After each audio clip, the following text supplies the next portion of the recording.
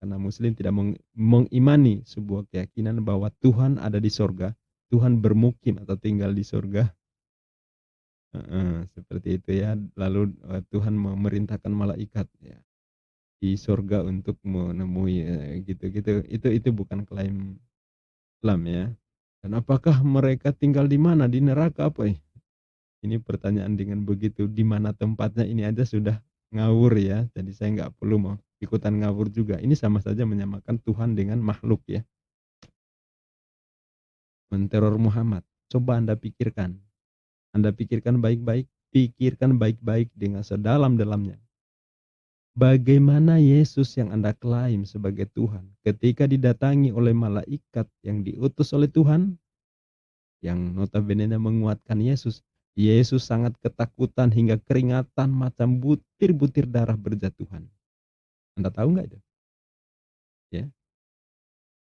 Ketika malaikat itu diutus menguatkan Yesus, malah Yesus yang sangat ketakutan. Saking ketakutannya, kebayang coba keringatnya itu jatuhan macam butir-butir darah itu.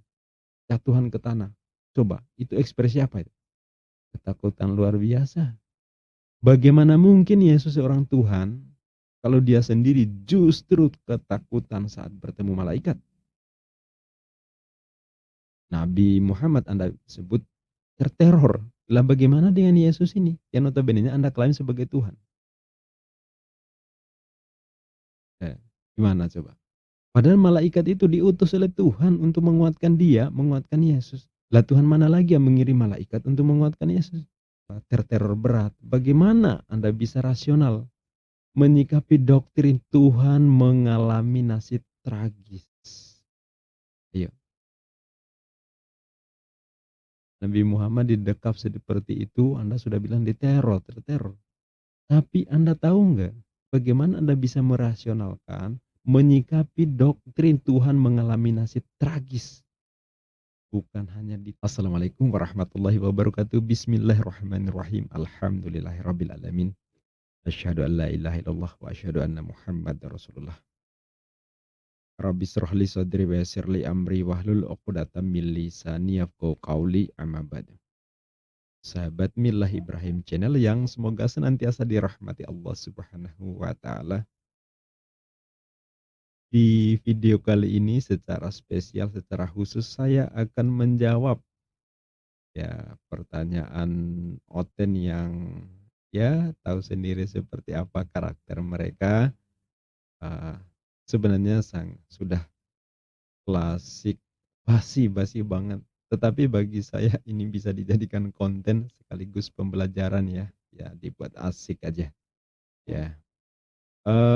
Sebenarnya di awalnya adalah video yang saya posting judulnya ya ini ya. Setelah nonton debat wanita Kristen masuk Islam mempelajari tentang sorga, Islam lebih masuk akal. Tetapi apa yang terjadi di di komentar ya, ini komentarnya unik sekali. Khas Oten banget ya. Ya, ini komentarnya. Coba kita baca di sini ya. Ini saya baca dulu secara keseluruhan. Baru nanti kita ulas satu persatu. Ada juga yang sudah sempat saya komentarin karena menurut saya agak parah. Tetapi di sini nanti saya akan jawab dengan seterang-terangnya dan tampol balik ya. Iya dong. Ya, masa dibiarkan begitu saja. Oke. Di sini disampaikan oleh si brother 11 jam yang lalu.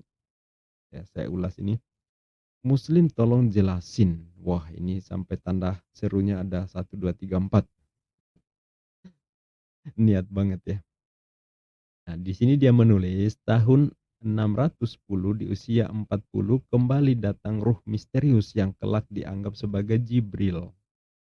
Ya, kelak dianggap sebagai Jibril mengunjungi Muhammad di Gua Hira. Aneh bahwa ruh yang diklaim dari sorga. Siapa yang klaim dari sorga? Dan ini sudah saya komentari yang bagian kalimat ini. Dan ini dia tidak bisa buktikan ya. membuktikan. Jadi ini klaimnya dia sendiri, cuma ngarang aja seolah-olah kita yang klaim dari roh itu dari surga. Padahal si Oten yang ngarang ya. Begitulah mereka. Mereka yang ngarang, yang lain yang dituduh ya. Datang tanpa menyapa, memperkenalkan jati dirinya. Ruh menteror dengan menggencet Muhammad 3 kali hingga sampai tak bisa bernapas. Wah, ini bahasanya luar biasa. Ya, ketemu nggak di hadis bahwa menteror dan menggencet? Ini nggak ada, ini cuma karangan dia saja ya. Nah, kalau memeluk, mendekap itu ada, tapi kalau menggencet, wah ini luar biasa ya. Gencet itu kayak apa, ditekan, dijepit gitu di apa ya? Heeh, hingga hampir tak bisa bernapas. Muhammad yang ummi dipaksa membaca 5 ayat wahyu pakai tanda tanya ya. Paling awal surah Al-Alaq 1-5 dan ruh misterius lalu pergi tanpa pamit meninggalkan Muhammad yang terteror berat. Wah, luar biasa. Lucu ya, kocak, konten banget ya. Binaan Saulus banget ya. Iya. Kemudian di sini dia menyampaikan pernyataan sekaligus pertanyaan kali ya. Sejak itulah Muslim menganggap Muhammad telah menerima wahyu Allah yang pertama dan karenanya sejak itulah ia dianggap sebagai Nabi Allah. Akan tetapi Muslim akan bingung. Siapa yang bingung coba? Dia dia mengarang sendiri seolah Muslim bingung ya. Padahal nggak ada bingung sama sekali. Dia yang bingung ya. Di manakah adanya ayat pengangkatan Nabi Muhammad? Siapa yang bingung? Gak ada sama sekali Muslim nggak sama sekali. Muslim sama sekali nggak bingung ya soal ini karena Muslim ngerti arti Nabi ya. Bagaimana bunyinya sabda pengangkatan Allah itu? Bagaimana bunyinya sabda pengangkatan Allah itu? Ya, padahal kalau dari Allah itu bukan sabda ya, tapi firman. Sabda itu adalah pernyataan Nabi ya. Bukankah 5 ayat surah Al-Alaq 1-5 tak ada sangkutan apapun dengan kenabian? Ya, ya, ya, ya. Ya coba seolah-olah ini seperti kayak orang pintar gitu ya. Padahal on ya. Kita kalau membaca ini ya senyum-senyum aja. Oh iya, konten banget gitu ya. Sebenarnya sudah ada beberapa yang sudah saya tanggapi terutama yang perkataan ini ya yang saya highlight ini ya. Nah, tapi saya mungkin nggak perlu mau mau nambah kekonyolan eh, orang ini. Kalian bisa lihat sendiri di balasan di komentar ya. Nih, bahkan ada juga yang sudah berkomentar di awal ini si Iwan Property. Narasi Oten dari si anak Batak ya, Sop Katul ke Sundal bawa bawa ke sini. Ya, jadi ini sempat saya komentarin khusus bagian yang diklaim dari surga ini karena harus saya jelaskan di awal ini bahwa Muslim tidak pernah mengklaim seperti ini. Jadi Anda yang menuduh seperti ini Anda telah berbohong dan udah pasti saya pastikan berbohong dan Anda tidak bakalan bisa membuktikan ini. Ya, karena Muslim tidak mengimani sebuah keyakinan bahwa Tuhan ada di sorga, Tuhan bermukim atau tinggal di sorga. Seperti itu ya. Lalu Tuhan memerintahkan malaikat ya di sorga untuk menemui gitu-gitu. Itu bukan klaim Islam ya. Dan apakah mereka tinggal di mana? Di neraka apa ya? Ini pertanyaan dengan begitu di mana tempatnya ini aja sudah ngawur ya. Jadi saya nggak perlu mau ikutan ngawur juga. Ini sama saja menyamakan Tuhan dengan makhluk ya, bertempat tinggal gitu ya. Nah, saya mau fokus kepada pertanyaan ini aja. Iya. Muslim kalau sholat Tuhan nggak ribet. Cukup bacakan surah Al-Ikhlas 1-4 udah selesai. Keluar dari jalur itu berarti sudah bukan Tuhan. Jadi nggak usah sama-samakan. Bahas Tuhan adanya di mana. Nah, itu kan sudah menunjukkan bahwa betapa on. Oke, sekarang kita masuk ke bahasan intinya ya. Saya akan respon soal pernyataan. Nah, sekarang saatnya saya ulas ya. Saya ulas. Mulai dari mana? Iya, oke. Kita lihat di sini Muslim tolong jelasin ya. Ya. Nah, di sini dia mengatakan bahwa ini Ya, aneh ya, aneh ruh ini. Ya, seperti ini. Aneh bahwa ruh yang diklaim itu dari surga, padahal sekali lagi kita nggak pernah mengklaim itu. Tanpa menyapa, memperkenalkan jati dirinya. Ruh menteror dengan menggencet dan seterusnya. Ya, saya mau kasih tahu Anda ya. Dan iya, anehnya di mana coba? Ya, anehnya di mana? Mosok karena nggak memperkenalkan diri lantas dicap sebagai hal yang aneh. Itu yang bikin aneh. Sejak kapan malaikat ada SOP-nya bahwa untuk mendatangi nabi harus melakukan SOP sebagai berikut gitu ya. Nah, kalau menyalah itu berarti bukan roh ya. Bukan malaikat Jibril atau malaikat Gabriel, bukan. Anda telah ngarang sendiri kan gitu ya. Anehnya di mana? Kemudian Newton bilang eh, seolah-olah kita klaim roh itu dari sorga. Gak ada. Tadi sudah berapa kali saya sampaikan, nggak ada ya. Muslim itu nggak pernah mengklaim Tuhan bermukim di sorga. Malaikat Jibril diutus oleh Allah dari sorga. Nah, jadi Oten ini jelas-jelas mengarang. Kita Muslim yang dituduh klaim padahal dia sendiri yang bikin ya. Ini kan kelakuan Saulus banget ini. Nah, terus di sini em, dia juga bilang menteror, menggencet. Padahal Nabi itu didekap, dipeluk, begitu hadisnya. Dia ngarang-ngarang menggencet, menteror, nggak ada kata-kata seperti itu. Dia sendiri yang mendramatisir ya. Nah, jadi nggak ada teror, gencet. Ini didramatisir ala binaan Saulus menurut saya, ngarang gitu loh ya. Kita disuruh jawab, dia yang ngarang. Terus di sini kita baca ya. Ini Muhammad yang umi dipaksa membaca 5 ayat wahyu dan seterusnya ya. Nah, ini kata-katanya itu loh, Muhammad terteror berat. Ini ya, ini, hai brother, dengar baik-baik ya pernyataan saya ini. Sebagai tanggapan ini, saya tadi katakan bahwa masa gitu aneh itu. Gak ada. Dan ngarang sendiri teror, menggencet itu kata-kata.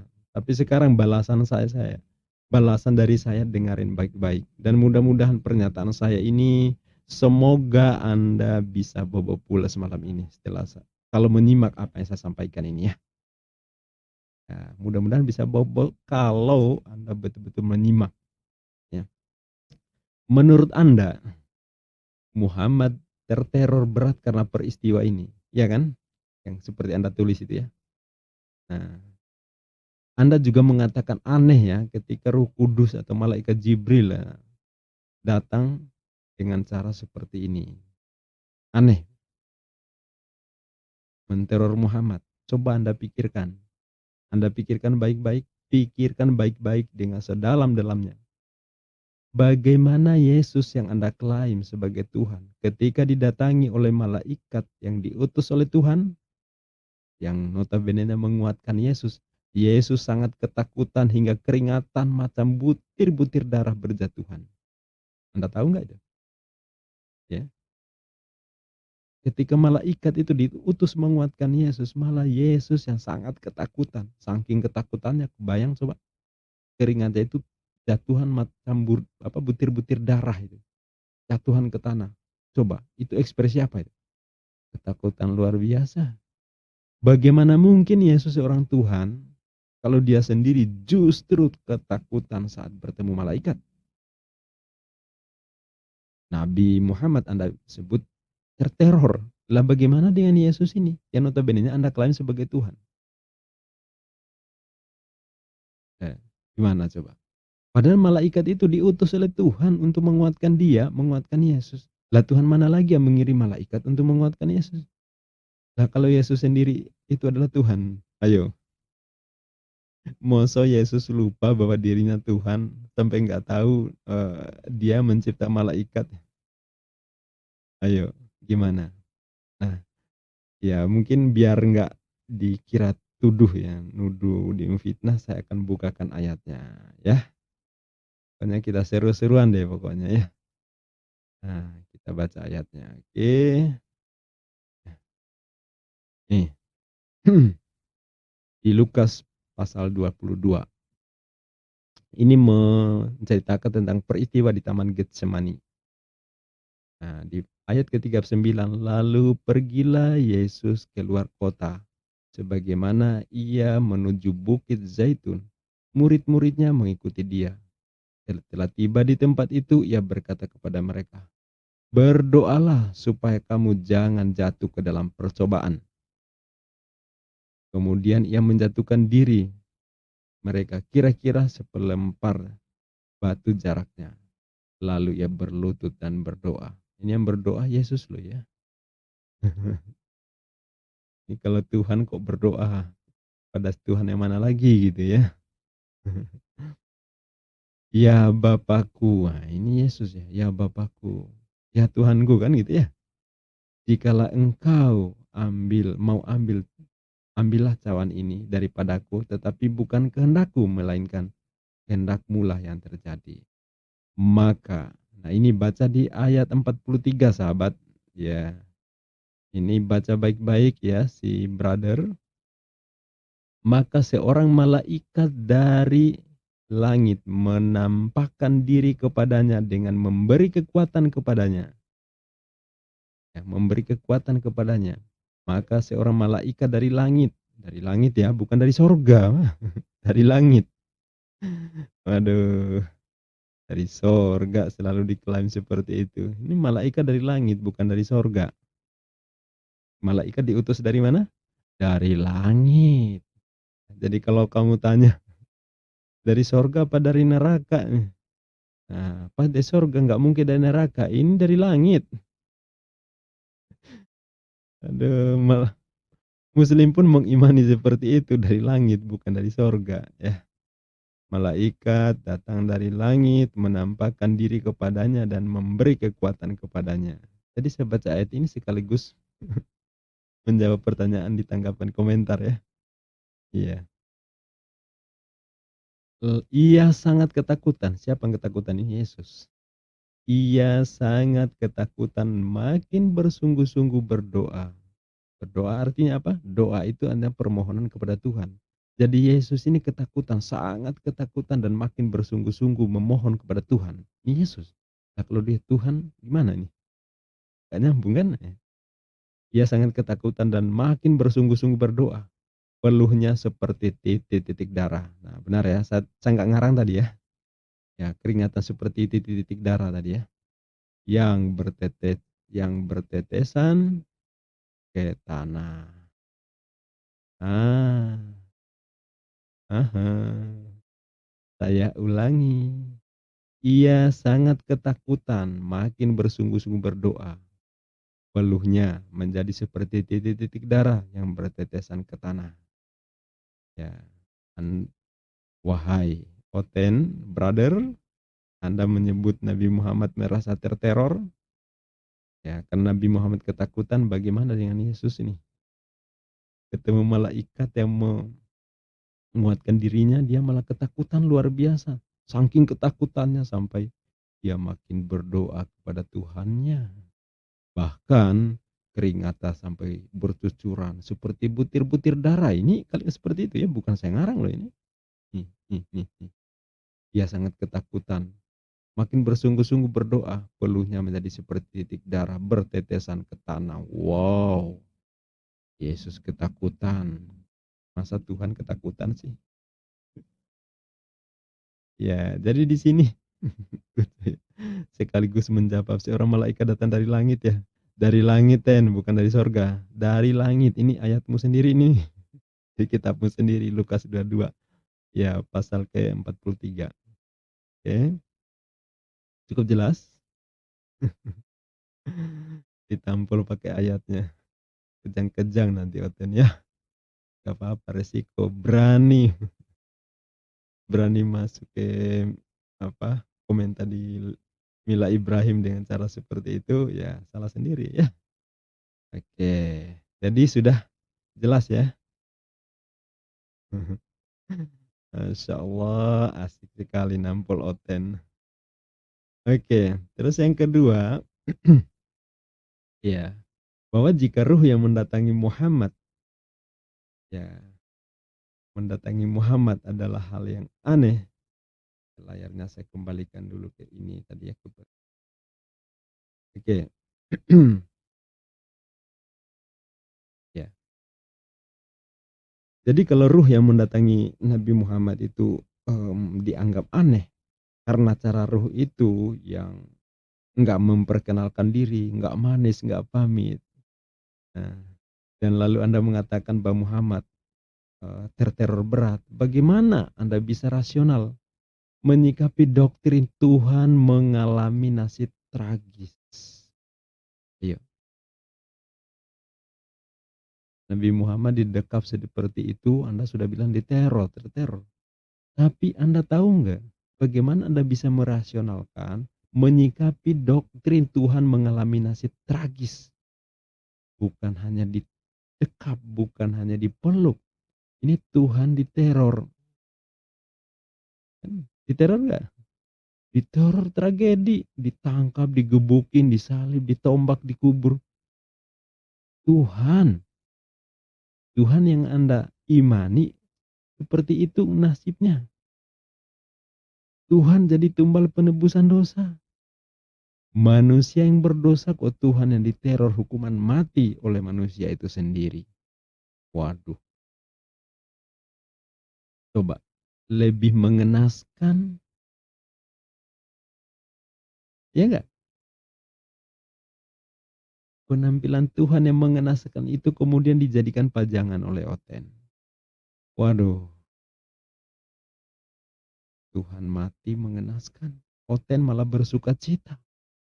Apa yang begini yang enggak aneh?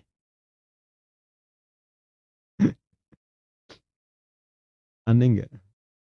Kalau Muhammad Sallallahu Alaihi Wasallam dipeluk, didekap, dipaksa untuk membaca. Anda sudah anggap itu teror. Anda sudah anggap itu digencet. Anda sudah anggap bahwa ruh yang mendatanginya itu aneh. Bagaimana dengan ini? Tuhan yang Anda sembah itu jadi tumbal penebusan dosa. Manusia yang berdosa, tapi Tuhan yang mengalami hukuman mati. Dan yang mematikan adalah manusia, notabene-nya adalah ciptaan Tuhan. Dan yang lebih mengenaskan, penampilan Tuhan yang sedemikian rupa itu malah dijadikan pajangan oleh Oten. Waduh, luar biasa ya. Lah kok bisa Tuhan mati mengenaskan, Oten malah bersuka cita? Coba, asem gak itu? Apa yang begini Anda anggap tidak aneh? Coba, coba dinalar pakai akal sehat. Pakai akal sehat. Lebih aneh mana malaikat Jibril mendatangi Muhammad, memeluknya dan memerintahkan untuk membaca kalimat. Dan kalimat itu dari Tuhan Sang Pencipta. Atau Tuhan lahir digebukin mati untuk menebus dosa manusia. Mana yang lebih aneh? Halo? Halo brother? Oten brother? Mana yang lebih aneh? Saya ulangi. Mana yang lebih aneh? Malaikat Jibril mendatangi Muhammad, terus memeluknya, memerintahkannya untuk membaca kalimat, yang kalimat itu datang dari Tuhan. Ya, wahyu itu datang dari Tuhan Sang Pencipta. Atau Tuhan Sang Pencipta lahir terus digebukin dan mati menebus dosa manusia. Aneh nggak? Mana yang lebih aneh? Ya, asik kan jawaban saya ini? Asik banget. Semoga membuat Anda tercerahkan dan segera bertobat seperti Ko Stephen almarhum, seperti Ko Hani, Ko Dondi, Ko Agus. Selamat datang di kebenaran. Ah, itu dong. Sudah terjawab semua. Oke, belum ya. Belum. Wah. Oke. Nah, selanjutnya si brother ini membuat kesimpulan. Sejak itulah Muslim menganggap manusia ini ya, highlight ya. Ini, hmm, ya. Nah, sejak itulah Muslim menganggap Muhammad telah menerima wahyu Allah yang pertama. Dan karenanya sejak itulah dianggap sebagai Nabi Allah. Akan tetapi Muslim akan bingung. Siapa yang bingung? Ngawur ya. Sama seperti klaim di atas ya. Menyebut dari surga tadi. Kita nggak pernah klaim, dia ngarang. Ini juga Muslim nggak pernah bingung tapi dibilang bingung. Yang bingung dia. Manusia yang berdosa kok Tuhan dihukum mati. Harusnya itu yang bingung ya. Coba. Akan tetapi Muslim akan bingung. Di manakah adanya ayat pengangkatan kenabian Muhammad? Bagaimana bunyinya sabda pengangkatan Allah itu? Bukankah 5 ayat surah Al-Alaq 1-5 tak ada sangkutan apapun tentang kenabian. Ini nggak ngerti persoalan tapi sok ya, sok tahu. Oke. Nah sekarang coba, katanya Muslim akan bingung. Padahal Muslim sekali lagi saya tegaskan nggak bingung, sama sekali nggak bingung. Karena Muslim paham. Lalu yang bingung siapa coba? Ya Oten, kita nggak bingung ya. Bila sejak itulah Muslim menganggap Muhammad telah menerima wahyu Allah yang pertama. Ya iyalah. Seorang manusia menerima wahyu dari Allah yang disampaikan melalui malaikat Jibril utusan Allah. Itulah Nabi. Tahu arti Nabi? Nabi itu dalam bahasa Arab. Artinya orang yang menjadi pilihan Allah untuk menerima wahyunya. Atau manusia pilihan Tuhan yang menerima wahyu. Ya. Nah, itu tadi malaikat Jibril menyampaikan wahyu yang dari Tuhan, dari Allah disampaikan kepada Muhammad. Maka sejak Muhammad menerima wahyu itulah ya nabi. Simpel sekali. Ya, simpel sekali. Jadi malaikat Jibril membawa wahyu dari Allah untuk disampaikan kepada Muhammad. Nah, apa wahyu yang disampaikan itu? Ya perintah untuk membaca seperti yang didiktekan malaikat Jibril kepada Muhammad di Gua Hira. Ya, seperti itu ayatnya. Sudah saya hafal dari kelas berapa? Kelas 4 kalau nggak salah ya. Ya, dan ini ayatnya yang disampaikan di Gua Hira. A'udzubillahi minasyaitonir rajim. Bismillahirrahmanirrahim. Iqra bismi rabbikal ladzi khalaq. Khalaqal insana min 'alaq. Iqra wa rabbukal akram. Alladzi 'allama bil qalam. 'Allamal insana ma lam ya'lam. Yang artinya ya, terjemahannya. Bacalah dengan menyebut nama Rabbmu yang menciptakan. Dia telah menciptakan manusia dari segumpal darah. Bacalah dan Tuhanmu lah yang maha mulia, yang mengajar manusia dengan pena atau kolam. Dia mengajarkan manusia apa yang tidak diketahuinya. Insyaallah. Ya. Jadi ayat ini yang didiktekan oleh malaikat Jibril kepada Muhammad agar mengucapkan kalimat itu. Itu wahyu dari Allah Subhanahu wa taala, Sang Pencipta seluruh alam semesta, jagat raya. Dia yang mencipta miliaran planet dan bintang yang tersebar di lebih 2000 galaksi. Walaupun kita hanya mengenal galaksi Andromeda dan galaksi Bima Sakti, sebenarnya menurut para ahli masih ada lebih 2000 galaksi lagi. Dan setiap galaksi itu dihuni oleh miliaran bintang dan planet. Coba Tuhan yang imut-imut bisa nggak menciptakan itu? Ya. Jadi ini yang kalimat dari Allah yang dititipkan, yang dipesankan pada malaikat Jibril untuk disampaikan kepada Muhammad Shallallahu Alaihi Wasallam. Nah, maka sejak saat itu Muhammad menjadi nabi karena menerima wahyu dari Allah yang diterima dari malaikat Jibril tadi. Jadi walaupun beliau jadi nabi tidak kujuk-kujuk, jadi nabi begitu saja. Jauh sebelumnya sebenarnya sudah ada peristiwa di Gua Hira. Ya, jadi maksud saya jauh sebelum peristiwa di Gua Hira, Nabi Muhammad telah mengalami kejadian yang luar biasa dari kecil. Ya. Muhammad telah mendapat irhas, mendapat namanya apa itu irhas, itu keistimewaan atau tanda-tanda keistimewaan dari kecil, dan Nabi memiliki itu. Kalau kita baca di Sirah Nabawi menceritakan bahwa Nabi memiliki irhas itu dari kecil, dan tanda-tanda itu kelak menjadikan sebagai seorang nabi, yaitu ditandai dengan menerima wahyu dari Allah di Gua Hira tadi. Ketika melakukan perjalanan dagang bersama kakeknya, yaitu Abdul Muthalib, ya, kalau pamannya Abu Abu Thalib, kalau kakeknya Abdul Muthalib, ya, ayahanda dari Abdullah bin Abdul Muthalib. Beliau Nabi Muhammad ini, Muhammad kecil ini dinaungi awan sehingga eh, terik matahari itu tidak menerpanya. Ini dalam perjalanan dagang ya. Jadi beliau itu suka melakukan perjalanan dagang mengikuti pamannya. Ya. Dan di tengah perjalanan itu dinaungi awan sehingga terik matahari itu nggak menerpa Nabi. Atau waktu itu masih belum Nabi ya, masih Muhammad kecil ya. Nah, dan melihat kenyataan itu ada seorang pendeta Nasrani bernama Buhaira. Itu bisa dicari itu, riwayatnya ada. Ya, melihat keistimewaan dan menyampaikan kepada kakeknya ini, ya, pada kakeknya bahwa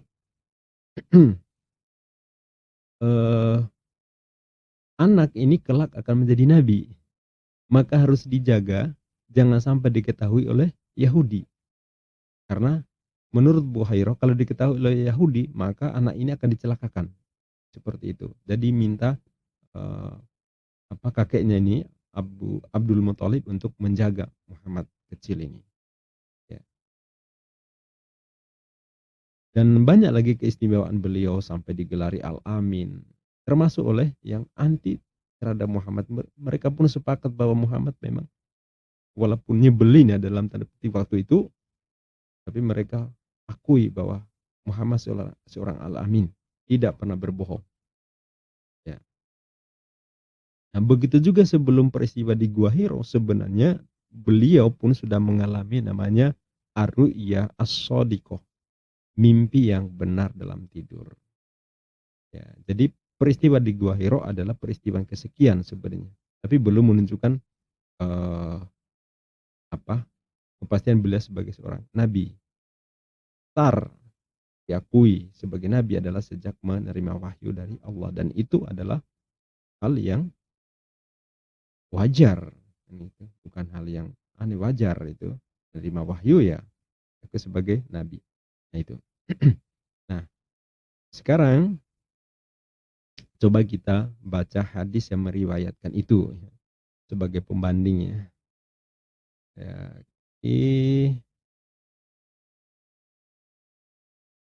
iya, ini. Ini hadis riwayat Bukhari di Sahih Bukhari 6982, dan di Sahih Muslim itu di 160. 160. Pada awalnya awal turunnya kepada Rasulullah Shallallahu Alaihi Wasallam dimulai dengan ar-ru'ya as-shadiqah, mimpi yang benar dalam tidur. Dan tidaklah beliau bermimpi kecuali datang seperti cahaya subuh. Kemudian beliau dianugerahi rasa ingin menyendiri. Nabi pun memilih Gua Hiro dan bertahanut, ya, menyendiri, merenung ya, merenung. Kenapa seperti itu? Karena di kejadian di Makkah, di masyarakat waktu itu begitu banyak sekali hal yang menyimpang di masa jahiliyah ya, menyimpang dari tuntunan Allah maupun menyimpang dari sisi kemanusiaan, terlepas dari soal keyakinan bertuhan. Ya, bagaimana di masa itu jahiliyah, ya, minuman keras menjadi kebanggaan, mabuk-mabukan, perempuan, orang melahirkan anak perempuan dianggap aib bahkan dibunuh saat itu juga. Luar biasa ya perilaku jahiliyah, dan melihat segala itu Nabi memilih bertahanut, merenung, yaitu ibadah di malam hari dalam beberapa waktu. Kemudian beliau Muhammad ini kembali pada keluarganya untuk mempersiapkan bekal dan bertahanut kembali. Ya, dan menjadi kembali di Gua Hiro. Kemudian beliau menemui Khadijah mempersiapkan bekal sampai akhirnya datang Al-Haq, Al-Haq ini yang benar, saat Nabi di Gua Hiro. Malaikat Jibril datang berkata, "Bacalah." Beliau menjawab, "Aku tidak bisa membaca." Nabi Shallallahu Alaihi Wasallam menjelaskan, maka malaikat itu memegangku ya, dan memelukku sangat kuat, kemudian melepaskanku dan berkata lagi, "Bacalah." Beliau menjawab, "Aku tidak bisa membaca." Maka malaikat itu memegangku dan memelukku sangat kuat, kemudian melepaskanku dan berkata lagi, "Bacalah." Beliau membaca. Beliau menjawab, "Aku tidak bisa membaca." Malaikat itu memegangku kembali dan memelukku untuk ketiga kalinya dengan sangat kuat, melepaskanku dan berkata lagi, "Bacalah dengan menyebut nama Tuhanmu yang menciptakan." Nah, seperti yang didiktekan, seperti yang sudah saya baca tadi ya, hingga selesai. Jadi begini peristiwa. Bukan diteror, bukan digencet. Nah, itu tadi. Jadi seperti ini, ya. Oke. Dan kemudian hmm,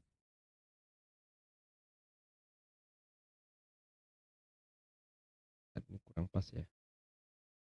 Apa-apa ya. Ini sambil saya bacakan ya. Kurang pas sepertinya. Oke, saya geser dulu kali. Oh iya, gini terusnya ya. Oke. Oke. Hmm. Sekarang kita baca lanjutannya ya. Ya, ini. Baca lanjutannya riwayatnya. Beliau pun pulang dalam kondisi gemetar dan bergegas ketika masuk ke rumah Khadijah. Ya, gemetar dan seperti ini yang dikatakan oleh si Oten tadi sebagai merasa terteror ya. Biasa. Kemudian Nabi berkata kepadanya, "Selimutilah aku, selimutilah aku." Ya. Maka Khadijah ini istri beliau ya.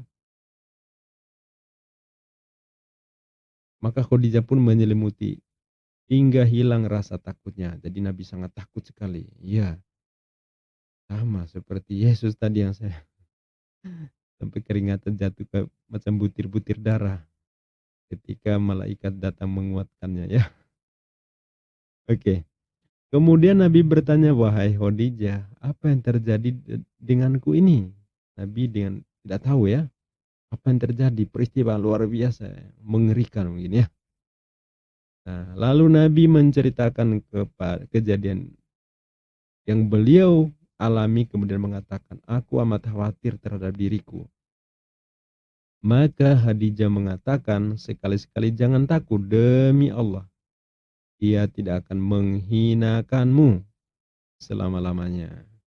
Ya, sungguh engkau adalah orang yang menyambung tali silaturahim, pemikul beban orang lain yang susah, pemberi orang yang miskin, penjamu tamu, serta menolong orang yang menegakkan kebenaran." Setelah itu Khadijah pergi bersama Nabi menemui Waraqah bin Naufal. Ia adalah saudara dari ayahnya Khadijah. Waraqah telah memeluk agama Nasrani sejak zaman jahiliyah. Ya. Maka disalinlah kitab Injil dalam bahasa Arab seberapa yang kehendak Allah untuk dapat menulisnya. Namun usianya ketika itu telah lanjut dan matanya telah buta. Ya, jadi saat itu Waraqah bin Naufal ini ya sudah sangat sepuh, sudah sangat tua, tidak bisa melihat lagi. Nah, Khadijah berkata kepada Waraqah, "Wahai paman, dengarlah kabar dari anak saudaramu ini." Waraqah berkata, "Wahai anak saudaraku, apa yang terjadi atas dirimu?" Rasulullah Shallallahu Alaihi Wasallam menceritakan kepadanya peristiwa yang telah dialaminya. Warokah berkata, Jibril, ini adalah namus yang pernah diutus Allah kepada Nabi Musa. Duhai, semoga saya masih hidup ketika kamu diusir olehmu. Nabi bertanya, apakah mereka akan mengusir aku? Warokah menjawab, ya betul. Tidak ada seorang pun yang diberi wahyu seperti engkau kecuali yang pasti dimusuhi orang. Betul ya. Para nabi itu mengalami teror bahkan sampai tahap pembunuhan ya. Seperti yang dialami oleh Tuhan yang oten ya. Jika aku masih mendapati hari itu niscaya aku akan menolongmu sekuat-kuatnya. Tidak lama kemudian Warokah meninggal dunia. Hadis riwayat Bukhari 6982. Oke. Jadi seperti itu kejadiannya. Seperti itu kejadiannya. Oke.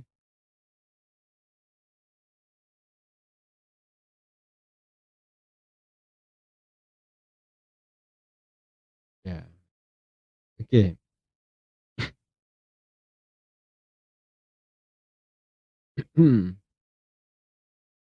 Ya. Jadi seperti itu kejadiannya. Jadi kalau si Oten Kaper itu bilang bagaimana bunyinya sabda pengangkatan Allah itu? Bukankah 5 ayat surah Al-Alaq 1-5 tak ada sangkutannya apapun dengan kenabian. Ya mudah-mudahan dengan penjelasan tadi ya dia udah bisa paham ya. Tapi kalau nggak paham ya gimana bisa memaksa kan? Ya padahal semuanya sudah sangat terang benderang sudah dijelaskan. Nah, jadi dengan penjelasan ini sebenarnya semua sudah terjawab. Nah, mungkin ya saya perkirakan mungkin si Oten itu maunya begini kali ya, Ania ya. Apa bunyi ayatnya harusnya begini. Surat, keputusan, menimbang dan seterusnya, memperhatikan dan seterusnya, memutuskan, menetapkan pengangkatan Muhammad sebagai nabi. Mungkin gitu kali ya. Maunya gitu kali ya. Oten oon.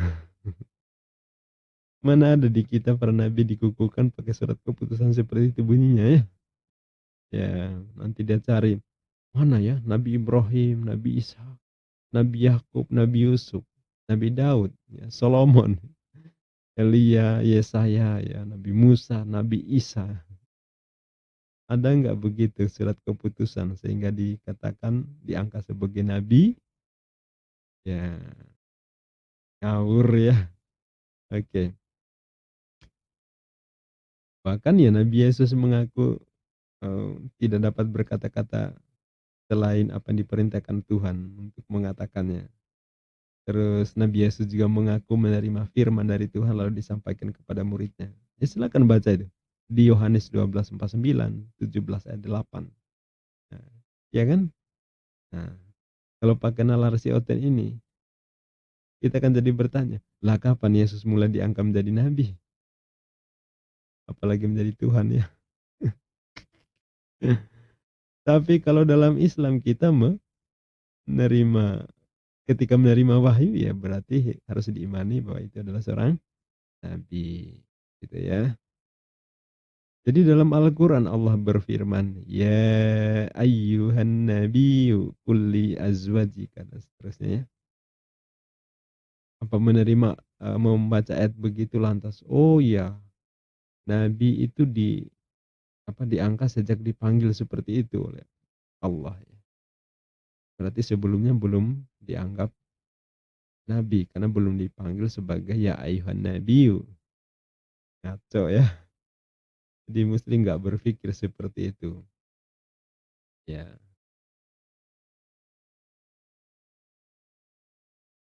jadi nggak mikir bahwa setelah mendapat sapaan atau kejelasan menyebut nabi baru dia dianggap nabi. Berarti sebelumnya nggak dianggap nabi. Ketika menerima surah Al-Alaq ayat 1-5 di Gua Hiro tidak dianggap sebagai nabi karena ayatnya tidak menjelaskan bahwa Ini pengangkatan Nabi Muhammad, kan enggak ada hubungannya katanya ya. Itulah ngaconya. Tapi semuanya sudah kita jawab ya. Sudah, semuanya sudah saya jelaskan dengan sangat-sangat mudah ya. Sekarang kira-kira perlu kita tampol balik nggak sih? Ya, kayaknya perlu deh dikit ya. Oke. Kalau mau saya mau tampol balik gini, di mana ayat yang menjelaskan pengangkatan Yesus sebagai Tuhan, Oten? Dan sejak kapan? Silakan cari ayatnya ya. Kalau nggak ada ayatnya berarti Yesus nggak layak disebut Tuhan gitu ya. Udah nggak, emang nggak ada ya. Tapi kalau siapa tahu ada ya. Apa ayatnya? Bapak mengatakan bahwa sejak hari ini aku telah menetapkan engkau sebagai nabi. Ya, ya, ya. Gimana itu jawabnya, Oten? Karena yang saya tahu selama di dunia Yesus tidak pernah jadi Tuhan. Tidak pernah jadi Tuhan. Tak pernah mengaku Tuhan. Bahkan tak pernah pula disembah sebagai Tuhan. Ya, kecuali kalau nggak salah apa ya, Majusi ya, Majusi. Saat di kelahiran Yesus diriwayatkan di situ, katanya mereka sujud. Majusi kan menyembah berhala, wajar ya. Nah, jadi nggak ada yang nyembah Yesus di masa itu. Buktinya, ibunda Yesus, Bunda Maria yang paling tahu siapa Yesus, tak pernah tuh menyembah anaknya sebagai Tuhan. Iya kan? Nah, coba tuh. Nah, sekarang saya bongkar jeroan dari pertanyaan itu. Nah, sebenarnya ya, sasaran Oten mempertanyakan seperti ini saya sudah tahu banget ya, hafal banget bahwa memang sasaran utamanya adalah bagaimana meyakinkan kita bahwa seolah-olah ayat Al-Qur'an itu penyampainya bukan dari Allah kepada malaikat Jibril lalu diteruskan kepada Muhammad, tetapi dianggap sebagai iblis yang menyamar sebagai malaikat terang. Kan itu ya. Mereka berusaha membedakan antara Gabriel yang dikabarkan dalam eh, kitab perjanjian baru di Injil Lukas dan Matius berbeda dengan yang datang kepada Muhammad di Gua Hiro. Itu tujuan utamanya sebenarnya. Sehingga yang datang itu bukan Gabriel yang mendatangi Maria, bukan, tapi itu adalah iblis yang menyamar sebagai malaikat terang. Kan itu tujuannya di para oten ini menanyakan hal seperti ini. Nah, sekarang coba kalau si oten ini membaca isi ayat Al-Quran ya, siapapun itu, termasuk yang si brother ini membaca, ya, akan menemukan di sana bagaimana isi Al-Quran itu mengajarkan manusia agar taat menyembah kepada Allah Sang Pencipta dan tidak boleh menyekutukan dengan apapun. Menyekutukan dengan apapun nggak boleh sama sekali. Ya, nggak boleh sama sekali dan itu termasuk syirik, kemusyrikan dan kemusyrikan itu diancam tidak akan diampuni oleh Allah. Itu buahnya dosa. Buah pak moyangnya dosa itu syirik, yaitu menyekutukan Allah. Nah, bagaimana itu diklaim sebagai ajaran setan, ajaran iblis? Wong dalam Al-Quran sendiri tuntutannya adalah bagaimana manusia hanya menyembah Allah semata dan tidak mensyarikatkan dengan apapun. Bahkan dalam Al-Quran pula mengobarkan bagaimana supaya manusia itu memusuhi iblis, memusuhi setan. Ya, jangan kasih kendor lah terhadap setan atau iblis dan sekutunya ini ya. Seperti itu. Kan ditekankan betul. Oh, Wala khutuwati syaiton innahu lakum adu mubin.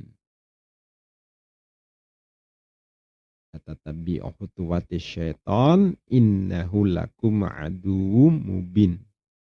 Ya, jangan kamu mengikuti langkah-langkah setan karena setan itu musuh yang nyata bagi kamu.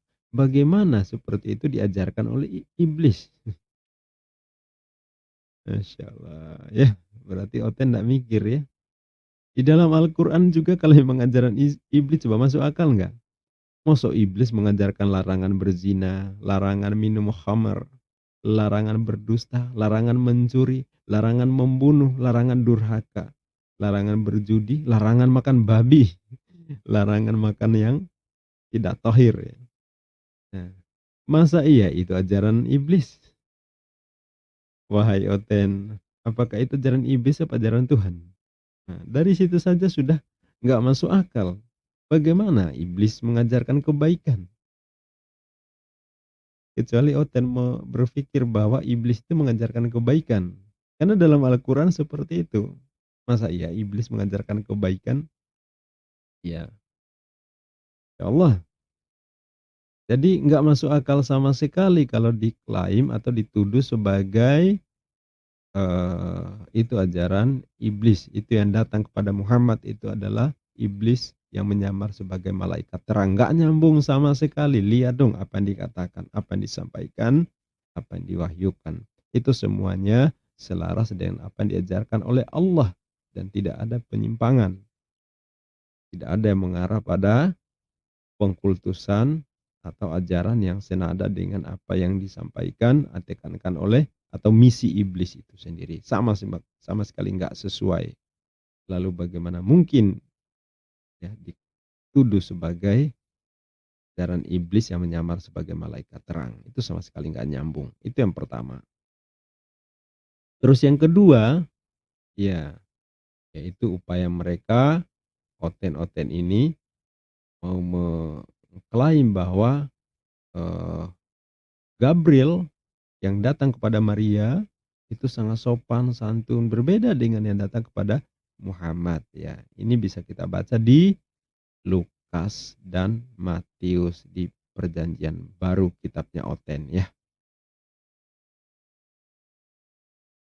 Ya makanya mau dia menyebut soal eh, tidak memperkenalkan diri, bahkan menteror ya.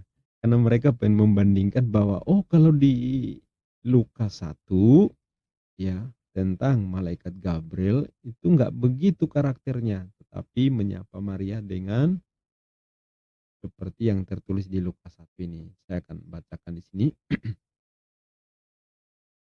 ya. Dalam bulan ke-6 Allah menyuruh malaikat Gabriel, nah ini ya, Gabriel kalau Jibril, pergi ke sebuah kota di Galilea bernama Nazaret kepada seorang perawan yang bertunangan dengan seorang bernama Yusuf dari keluarga Daud. Nama perawan Maria itu. Ketika malaikat itu masuk ke rumah Maria, ia berkata, "Salam, hai engkau yang dikaruniai Tuhan menyertai engkau." Maria terkejut mendengar perkataan itu, lalu bertanya di dalam hatinya. Itu di sini sahabat. Bertanya di dalam hatinya, terus ditulis oleh Lukas. Bagaimana taunya? Lukas, Maria bertanya dalam hatinya. Ya kayak sinetron itu ya, sinetron apa antagonis gitu ya. Baru menata begitu keluar suara ya. Masya Allah, padahal Lukas nggak pernah kali ketemu ketemu Maria nih. Karena Lukas itu di masa Yesus. Lukas ini bukan murid Yesus lah ya. Nah, dari Lukas sama Markus bukan murid Yesus. Kemudian saat itu Lukas ini masih berkawan dengan Saulus. Ya. Apakah arti salam itu? Kata malaikat itu kepadanya. Jangan takut hai Maria, sebab engkau beroleh hasil karunia di hadapan Allah dan seterusnya ya. Sesungguhnya engkau akan mengandung dan melahirkan seorang anak laki-laki dan hendaklah engkau namai dia Yesus dan seterusnya. Jadi kesan yang dibangun oleh si brother ini sebenarnya kaitannya dengan ini. Mereka mengatakan bahwa begini loh harusnya malaikat Gabriel dia menyapa seperti ini. Berbeda dengan yang di Gua Hiro ketika menyapa Nabi Muhammad. Sebenarnya itu cuma mutar-mutar aja. Itu sebenarnya sasarannya, saya sudah tahu persis karena saya membaca ini, berdialog, membaca ulah-ulah Oten seperti ini dari, apa nih ya, dari SMP kalau nggak salah ya. Jadi sudah tahu jeroannya. Jadi apa yang ditanyakan Kristen di zaman sekarang sebenarnya nggak ada yang baru sih, itu aja pertanyaan. Klaim-klaim mereka, tuduhan-tuduhan itu aja kok. Jadi sudah hafal saya mah. Tapi wahai Oten, Anda tahu nggak bahwa yang diriwayatkan Lukas dengan Matius, di Matius berbeda. Ini saya tunjukkan. Tadi versi Lukas, sekarang versi Matius. Versi Matius lain lagi. Kata Roh Kudus ini nggak gimana mengabarinya Matius kemudian menyampaikan juga ke Lukas. Ya, coba saya baca versi Matius 1:18. Kelahiran Yesus Kristus adalah seperti berikut. Pada waktu Maria ibunya bertunangan dengan Yusuf. Ini bertunangan ya. Ternyata ia mengandung dari Roh Kudus. Sebelum mereka hidup bersama dengan suami. Tunangan terus ini bersama. Nah, karena Yusuf suaminya, wah ini tunangan, ini suaminya. Ya, saya aja bingung ya. Saya aja bingung, kalian nggak usah ikut bingung ya. Ini kesalahan saya yang bingung. Karena Yusuf suaminya seorang yang tulus hatinya dan tidak mau mencemarkan nama istrinya. Nah ini istrinya. Tadi tunangan, sekarang suami istri. Aduh, luar biasa nih ayat ya. Ia bermaksud menceraikan dengan diam-diam. Tetapi ketika ia mempertimbangkan maksud itu, malaikat Tuhan tampak kepadanya dalam mimpi. Ah. Tadi versi Lukas, malaikat Jibril mendatangi Maria langsung ya. Versi Matius, malaikat Jibril mendatangi Yusuf lewat mimpi. Jadi yang benar yang mana nih? Dua versi ya. Oke, seperti pertanyaan kepada Kristen ya. Bagaimana Roh Kudus mengabarkan ke Matius berbeda dengan ke Lukas? Nampol. Kemudian ya, dan berkata Yusuf anak Daud, janganlah engkau takut mengambil Maria sebagai istrimu, sebab anak yang dalam kandungan itu dari Roh Kudus. Oh, iya, dari Roh Kudus ya. Dari Roh Kudus. Bukan dari Bapa ya, tapi dari Roh Kudus. Yesus dari Roh Kudus. Tapi enggak dikatakan bahwa Yesus putra Roh Kudus, bukan ya? Tapi di sini dari Roh Kudus. Hmm. Ya, ya, ya. Saya ulangi nih bacanya nih ya. Sebab anak yang di dalam kandungannya adalah dari Roh Kudus. Tapi biasanya Yesus dipanggil putra Bapa ya. Jadi yang benar yang mana? Anaknya Bapa, anaknya Roh Kudus nih. Tanda. Ya, ia akan melahirkan anak laki-laki dan engkau akan menamai dia Yesus. Karena dialah menyelamatkan umatnya dari dosa mereka. Hal itu terjadi supaya genaplah yang difirmankan Tuhan oleh Nabi. Sesungguhnya anak darah itu akan mengandung dan melahirkan seorang anak laki-laki dan mereka akan menamai dia Immanuel, yang berarti Allah berserta kita. Pernah enggak Yesus dipanggil Immanuel, sahabat? Ampun dah, cocokologi. Ya, di sini anak darah. Anak darah sama anak perawan sama ya? Alma, apalagi Betula. Udah saya nggak membahas itu ya, Oten ya. Nggak usah khawatir, saya nggak akan bahas soal darah, soal perawan, soal Alma, soal Betula. Ya, santai aja. Oke, itu aja kayaknya ya. Kenapa bisa begini? Di pertanyaan mana yang benar nih? Versi Matius atau versi Lukas? Ya, apa Roh Kudus mengabarkan begini? Ya oke itu intermezzo ya. Kira udah lama dari tadi kayaknya nggak lagi ini santai aja kita. Saya kira saya cukupkan aja kali ya. Karena ini nggak usah terlalu serius lah. Ini hanya untuk nampol si Oten yang mampir ya. Kasihan ya. Udah komen nggak sesuai konteks ditampol pula. Tapi nggak apa-apa ini jadikan konten biar saya agak mikir lah ya. Mikir santai. Kalau nggak biasa daripada nyantai nggak mikir kan mending kayak gini dikasih kerjaan ya. Agak mikir. Bercanda. Baik sahabat, mudah-mudahan santai cara saya ini bisa memberikan pencerahan terutama buat Oten yang menyampaikan pertanyaan. Semoga bisa tidur malam ini karena tampolan saya kayaknya jauh lebih keras. Sementara apa yang ditanyakan sama sekali nggak membuat Muslim bingung karena Muslim paham persoalannya, paham konteksnya, paham istilah Nabi itu artinya apa. Demikian sahabat, mudah-mudahan memberikan pencerahan. Bagi yang belum subscribe, silakan dukung channel ini dengan klik subscribe, like, share ya. Sampaikan tanggapan yang positif di kolom komentar. Ya, sampai jumpa di video berikutnya. Billahi taufik wal hidayah. Wassalamualaikum warahmatullahi wabarakatuh.